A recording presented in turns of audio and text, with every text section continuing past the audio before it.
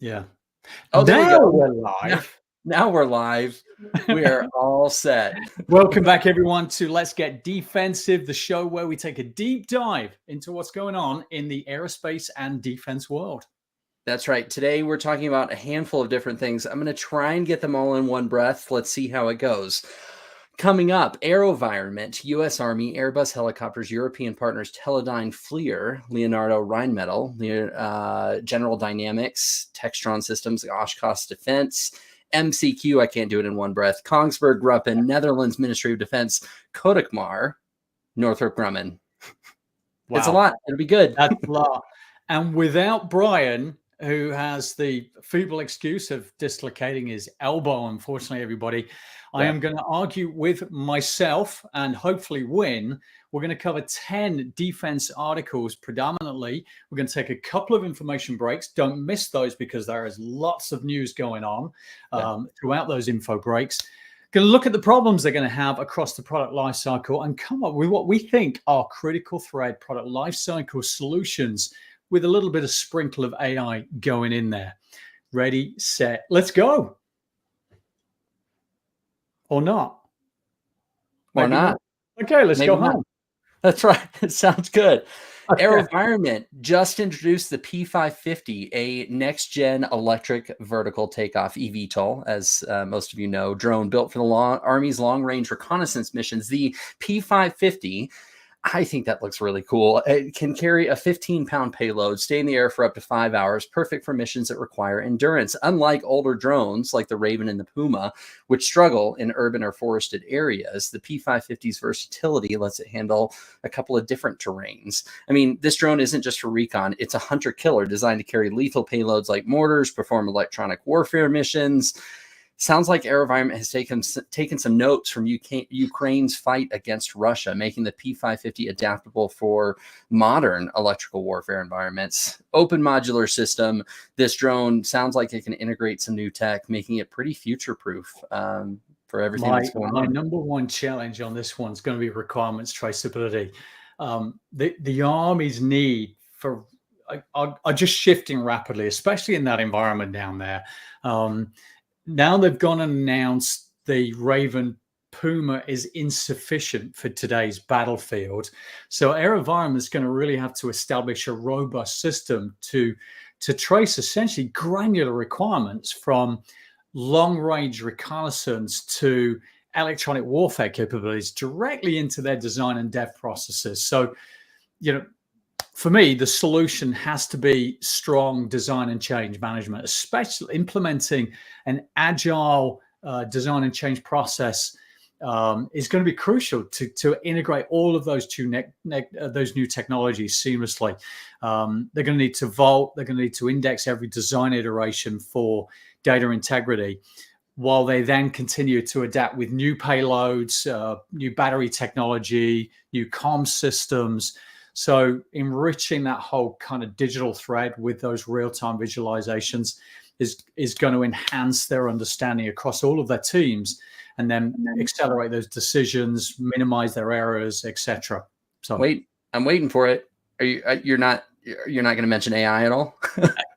Yeah, I mean, you got to sprinkle a little AI, haven't you? Really? Yeah, okay. I mean, that whole speed things up, bringing additional intelligence. So AI-driven requirements analysis for me, you bring in. That's a simple no-brainer. That's actually a fairly easy with the large language models, utilizing AI algorithms to predict and analyze requirement changes is going to give AeroVironment a strategic edge, and I think it's going to help the impact of design in real time using that AI, allowing for proactive adjustments rather than reactive fixes along the way. Yeah, I mean, this drone is cool. I know I expressed how much I think it looks cool, but that's beside the point. But it can take off without a runway, carry up to 15 pounds payload, fly up to 5 hours, designed for seamless integration of new technology. There's just a lot of moving pieces, but a lot that AI could help in on. So I'm guessing you mean 15,000 pounds. No, I think it's a pretty lightweight one. Oh, okay. Yeah. Airbus Helicopters alongside European partners of theirs, showcased a manned-unmanned teaming system in France and Italy. The Musher project demo saw manned helicopters like the H-130 working with drones such as the VSR-700, boosting mission capabilities like real-time video sharing. One scenario did actually feature a manned helicopter taking control of an unmanned drone during an anti-piracy operation. The flexible teamwork there is huge. I mean, this cross-border teamwork proves that drones and helicopters from different companies and different countries can work together on the same mission. Could really revolutionize military operations. Andrew, I know where you're going to go here, right? This has to be design and change management. I mean, you're integrating manned aircraft systems with unmanned aircraft systems across companies, across countries, two very unique and opposite systems. You've got to be able to standardize them for it to work even, let alone be effective, right? I think that's it. I think that's a pretty good solution. I think the biggest challenge is the whole product validation and simulation. You don't want to be releasing this. I mean, you think about it, what you want to release this when it's ready and only when it's ready. Coordinating manned helicopters, unmanned aerial drones from different countries, different organizations. This is not child's play. It's really complex. So you're going to have to virtually test and validate. Airbus is going to have to employ what we call mod sim to rigorously test every possible scenario, from anti-piracy operations to real-time control handovers, before these systems ever see actual deployment. Yeah. I mean, begrudgingly, I'll have to agree with you, right? I mean, I'm going to lean into my HR background here. Yeah, agree that operational safety is paramount. And so, of course, virtual testing and validation are going to be critical. Yeah, but the solution to your point, embedding good design and change management processes is critical, but then sprinkle a little bit of AI on top, because AI is going to help them optimize the mission planning by simulating countless variables in seconds, provide actionable insights that will enhance that mission ultimately. Yeah, I'll have to see if I can get Bryan to disagree with you when he gets back. We may not even let him back. We may. That's right. Teledyne FLIR just dropped Prism AI Gen, an AI model generator that uses synthetic data, slashes cost and time to market, helping companies building AI ML models without the headache of manual data collection, labeling, especially in tough environments like military settings. I mean, we're talking about the generation of millions of annotated images, including infrared, of rare objects, letting developers create robust AI models in just a couple of days. The software is going to offer on-premise training and validation, so the data stays secure while automating the process as well. This will be good for industries like defense, but also like first response, commercial use, where AI models almost need to handle and respond to diverse, unpredictable environments. I think the challenge is the same as before, actually. It's making sure you've got rigorous product validation and simulation when relying on synthetic data for AI model development. That, to me, is going to be the biggest challenge right now. Yeah. So I would say we need to look at quality management processes to solve the overall problem. It's going to be essential to guarantee their accuracy, their reliability of this synthetic data and the resulting AI models. So then planning, tracking, documenting those quality activities throughout the development process. Teledyne can then ensure that their AI models meet industry standards and are ready for deployment in, whatever use case it is, whether it's defense or, as you say, first response.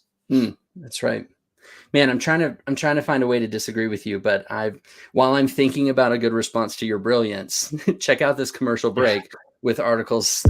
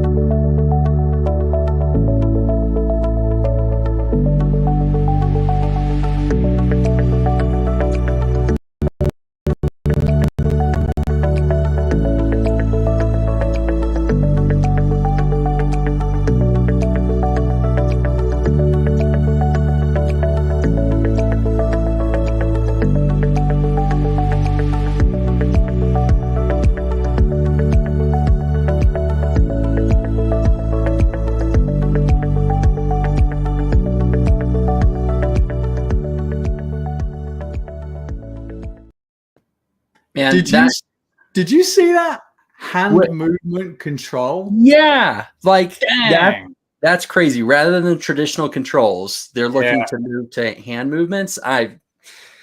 I think that's pretty I cool mean, technology. as a third time of mentioning product validation and simulation, I would not want to be flying that unless that's been simulated a lot. It has to be. Like, what happens if you hit some turbulence and all of a sudden your hand flies up, and what's the jet going to do? Yeah. It's Yeah. interesting. It's interesting. Yeah. Very good. It's a lot. Okay. But it's an interesting concept too. So I'm excited to keep an eye on that. Leonardo and Rin Metal have joined forces to create Leonardo Rin Metal military vehicles, which is a 50-50 joint venture focused on producing cutting edge tanks and armored vehicles. They're developing these new Italian main battle tanks based on Rin Metal's Panther KF51 and the Lynx armored infantry combat system for Italy's army. It sounds like they plan to have 1,000 combat systems across 16 different variants. I don't know how much overlap all of those systems will be across the 16 variants, but we're including anti-aircraft, reconnaissance, anti-tank. The new venture strengthens European defense by modernizing combat systems, creating export opportunities. It sounds like 60% of those operations are going to be based in Italy, with Leonardo leading mission systems and weapons integration, and are going to be finalized by next year. That's a lot. Did they say when next year? Q1. Okay. We're talking like next year is 2.5 months away. So Q1 is sometime in the next 6 months. That's pretty crazy. I think design and change for me, I mean, all those variables that you were just describing, design and change management across multinational teams and these complex systems, the number one challenge.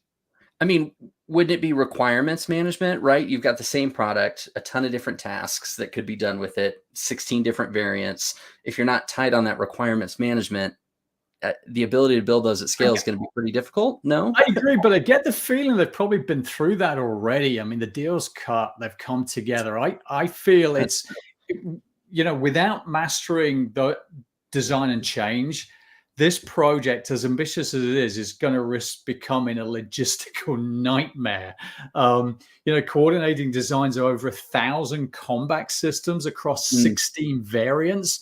It's not just complex, it's a huge undertaking. Implementing a robust CAD management and model-based design is going to be non-negotiable. That's got to be in there. They then need to vault and index every 2D, every 3D CAD model, ensure that the revision-specific relationships for total data integrity are in place. Then connect change into the critical thread, provide context, justify each design change, ensure all the stakeholders are aligned, and the mission systems and weapons are integrated, which I think Leonardo's leading. I mean, they know slouch, they know their stuff. Then you've got to embed it all in Rin Metals platforms. That's the challenge. That's the solution. I think you've got to bring in a bit of AI. I'll be honest on this one. You've really got to streamline those design iterations, optimize the components for performance and manufacturability. Bring AI in for predicting the impact of those design changes in real time. There you go. This is a big one. Really complex, exciting. Yeah, that's super complex. Can we call AI the universal supercharger? Is that? I feel like that's a good term for it. It's the intelligence and accelerator. Really, that's what we're seeing consistently. Yeah. Okay. I like that. And I think it's only going to get faster from here. We think it's scary now, but it'll be crazy. The U.S. Army's Robotic Combat Vehicle, RCV, competition is heating up, with General Dynamics delivering 2 TRX prototypes, hybrid electric beasts that are packing AI-enhanced designs. I know, Andrew, you're excited for versatile missions like recon, resupply, and direct fire. Textron rolled in with the Ripsaw M3 prototypes as well. Oshkosh led the charge, being the first to submit the prototypes. It sounds like MCQ is the last firm yet to deliver. However, what's the saying? Last but definitely not least. So we'll see what that comes through. These robotic tanks are going to revolutionize operations. combining AI, mobility, flexibility. There's a lot that you can do there. Think battle bots, but like military grade. I'm just going to call it the Cybertruck 2 because yeah, It it's does. right up there It's not very with pretty. It aesthetic. does. Yeah, I would agree. Take the Yeah. Cybertruck, cut it in half. Like that's what it looks Oh, like. I like the way forward of modular design, but Mm, modular design with scalability across multiple prototypes to ensure that your vehicles are adaptable, make sure they're future-proof for ever evolving mission requirements. That's got to be the challenge for me. That's number one, I think. mm. Yeah, I mean, wouldn't the digital twin be a pretty important part of this, right? I mean, I'm thinking lots of integration between the two, digital twin and remote control system, ease of upgrades, emergency battlefield updates. I mean, I guess my question is, what's the difference between the two, right? Digital twin, remote system. Is there room for integration there? Is it even? I mean, I think digital twin, you're starting to touch on the solution rather than the problem. Mm. I'm just so solution oriented. That's We've like been that's what talking I about digital twins for so long, and everybody's kind of saying the digital twin is the solution, but I'm not quite sure really how many customers are going that route. I think they're Mm, finding upstream from that there are more practical solutions that are out there. The Army expects these robotic combat vehicles to seamlessly integrate with new tech over time, different ammunition systems to advanced sensors and AI without requiring complete redesigns. Digital twin makes sense, but for me, I think it's before that, it's product structure and configuration management. That is critical to any modular approach. That's going to let Kongsberg, it's going to let Textron, GD maintain control over their bombs, which is mm, essentially part of their culture. They need that. yeah. Each component needs to be tracked. It needs to be managed. It needs to be integrated without design disruption. So managing those configuration changes and baselines is going to allow the evolution and mission parameters to keep shifting. Bringing your AI on top of that, that's going to predict which components will succeed. It's going to run those simulations that will run optimal integration points, etc. So yeah, quite a few things there. I think digital twins coming. Yeah. I mean, it sounds like there may not even need or be room for a digital twin in this instance. Of course. It's a long-term thing, I think. Yeah. Yeah, that's true. Raytheon, part of RTX, has scored a massive $700 million contract with U.S. Navy to produce the latest AIM-9X Sidewinder missiles. Now, these missiles and this contract focuses on the Block 2 variant of those, featuring hardware upgrades to improve performance, keep those missiles reliable for years. The AIM-9X is the go-to missile for short-range, air-to-air, surface-to-air combat, used by over 30 nations. I mean, it's almost a standard at this point. Sounds like they're ramping up production. Delivery is starting in 2025. I don't know when in 2025, but really cementing Raytheon's role here. This might be a hot take, and I'm going to take a shot at this here in Bryan's absence, but I feel like the most important thing here is simulation and testing, right? I mean, you've got an untested new variant. You only get one chance to make sure they've got the way they need it to, but also they're delivering next year. So they may be at that point. I mean, I think it's in there. You're right.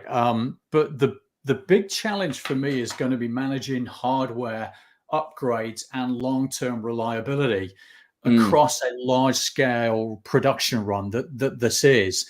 For me, why? Because this Block 2 variant maintains its performance standards over a multi-year delivery period. You say starting 25, got to run 29. Yeah. That's going to require not only precise manufacturing, but also the capability to incorporate ongoing changes or improvements as they go forward. Plus, you've got to make sure that your hardware is reliable for this missile for 30 different nations. So robust configuration management system to track design iterations, material sourcing, quality control, all going to be needed in there. For me, it starts with CAD management and model-based design for tracking your upgrades and your revisions. Vault and index 2D, 3D CAD models. Make sure that each revision is properly documented and then integrate it into your thread, into your production line, plus all your change management processes along the way. Yeah. A lot going on.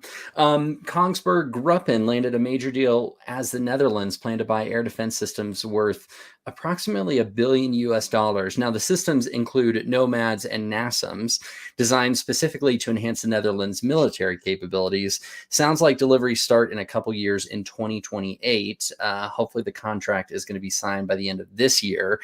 We know that Kongsberg has been supplying NASAMS to the Netherlands since '06, but this purchase really is taking their partnership to the next level. I think it'll be good. Yeah, supply chain for me on this one. Getting that resilient, getting that efficient supply chain, making sure your deliveries are on time, of what are very complex air defense systems, and then they got to do it over many, many years. I mean, I have to agree with you, right? Delivery set 4 years from now. There's a lot of moving pieces and a lot to get ready and making sure that the supply chain is ready to go when it's time to manufacture. Yeah, so solution is supply chain management integration. Start up with your supplier collaboration, manage your production of advanced systems from Nomads and NASAMS, I think it's called. It's going to be that seamless coordination with the network of suppliers, sharing real-time demand, procurement data, and performance metrics is going to be vital. Then you've got to integrate your logistics and your transportation, so efficiently shipping, tracking, delivery are going to be the lifelines of the operation, and then drive those into your critical thread. Kongsberg will streamline that transportation, mitigate the risk through the whole thing, and then bring in your AI for predictive analytics and dynamic demand forecasting. You've got a total solution to meet that supply chain challenge. Yeah. I was going to say with AI as well. Isn't that? It's a game. It is, without going cliched. AI in supply chain is a game changer, and it has been for a few years now. Yeah.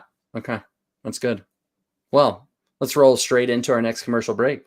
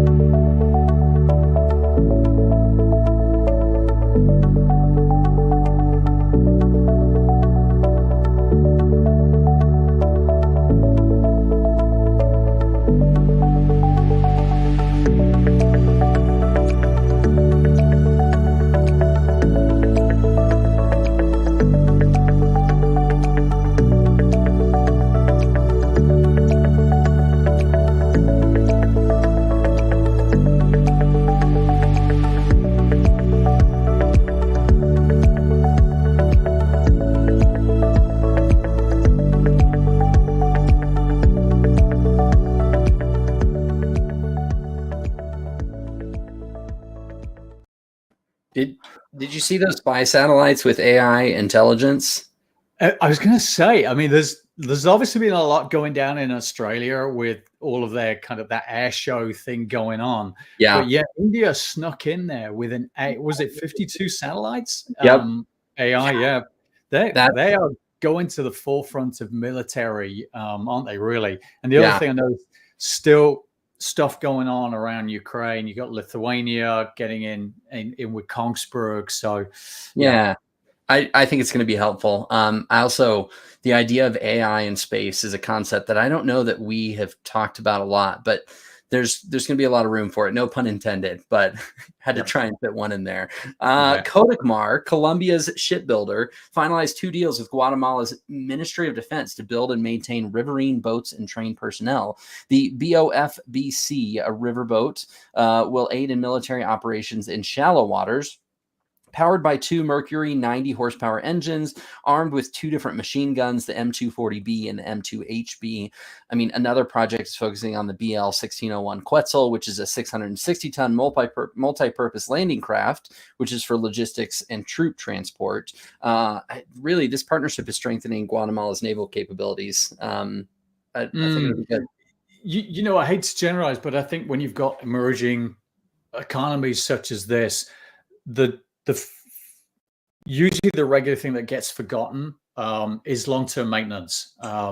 So they've got this new equipment, they've got to maintain it, they've got to make sure it's operationally ready over its entire lifespan. So especially given the challenging environments that it's going to be operating in as well. So designed for military operations in shallow waters and logistical transport, that can be a fairly harsh environment. So they're going to have to really look at that. That to me is the number one challenge. The solution has to be aftermarket support and maintenance, you know, integrating aftermarket support as part of the digital critical thread, connecting your maintenance data, your spare parts, your training information into a single unified system, then bringing in your SBOM, your maintenance schedules woven into that system to track availability of parts and ensure regular maintenance is going to be really, really essential.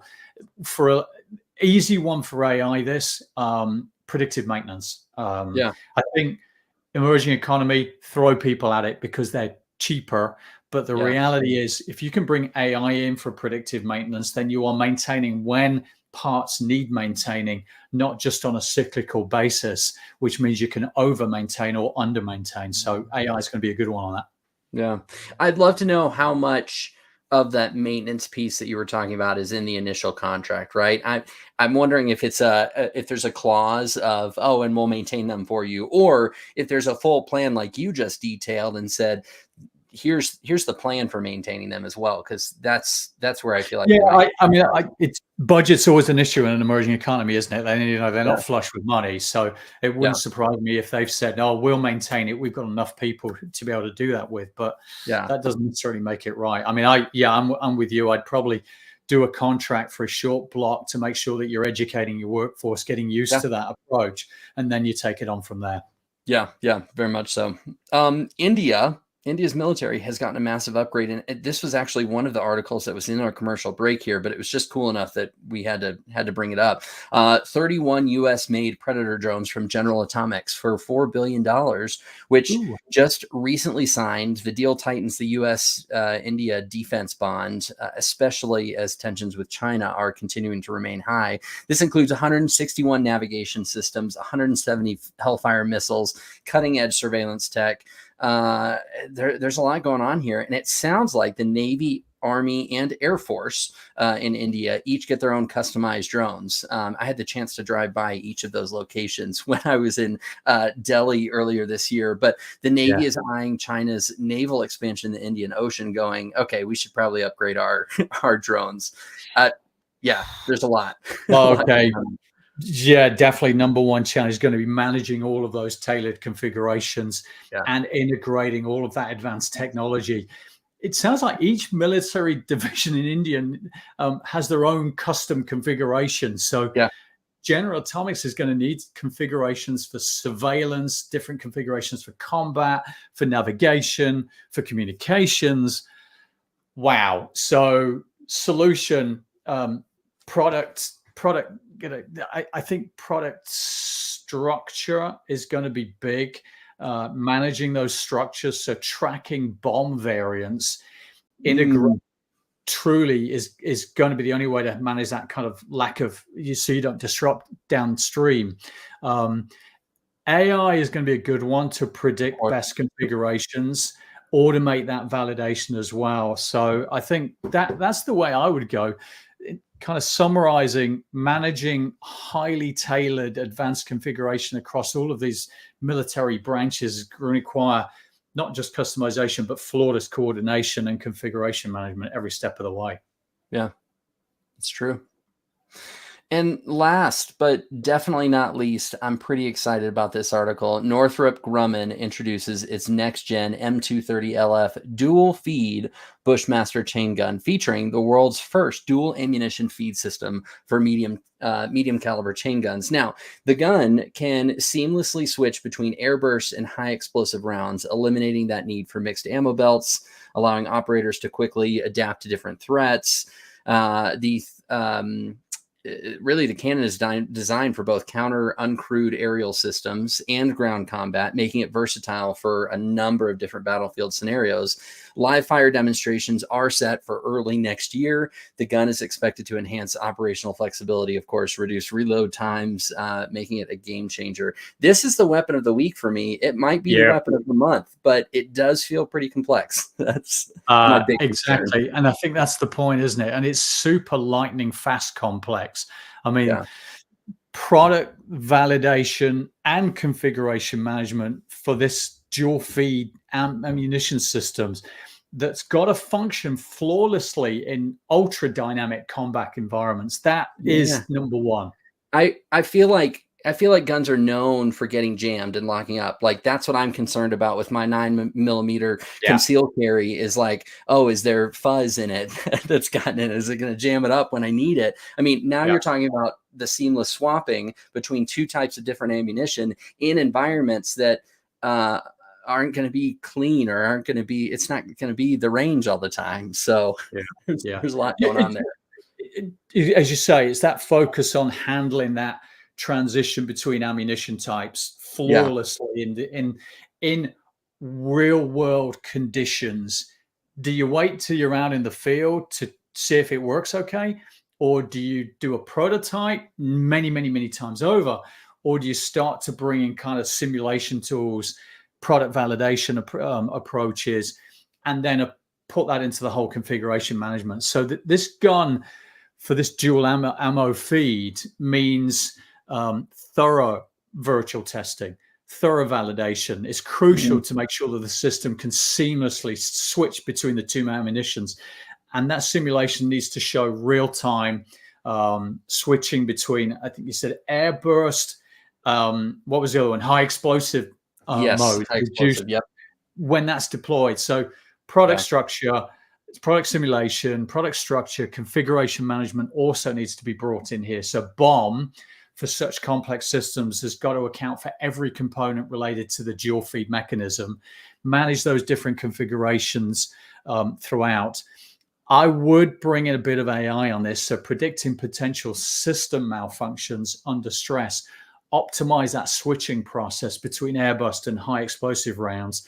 And again, you can use AI to do all of that simulation work. Yeah, that's true, man. It sounds like they're testing it next year anyways, but what is testing going to look like? I'd be sitting there throwing buckets of mud and water on it while it's firing and switching, just to test it all out. I don't know. They probably have much more, I guess, professional ways of testing than I do, but I like it. You got it. Yeah, it'd be fun to do it in the prototype as well. That's right. There you go. Good. I think we're set. We're all done. That is this week. Bit quicker, huh? Without Bryan slowing us down. That's right, man. Hopefully he's back quickly. We miss him. Thanks, everyone. Have a great week ahead.